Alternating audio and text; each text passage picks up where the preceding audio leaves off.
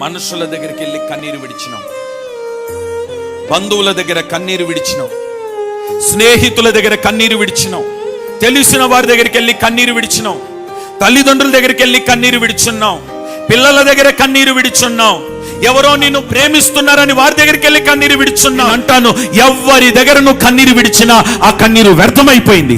కానీ ఈరోజు దేవుని పాదాల మీద నువ్వు విడుస్తున్న కన్నీరుందే, వ్యర్థము కానివడట. దానిని బుడ్డిలో దాపెట్టబోతున్నాడు. తగిన సమయం కొరకు ఎదురు చూస్తున్నాడు. ఆ సమయము ఈ మాసమే.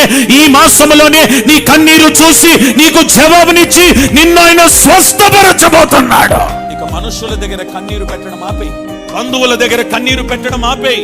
నీ సమస్యలు తీసుకుని వెళ్ళి ఎవ్వరికి చెప్పొద్దు.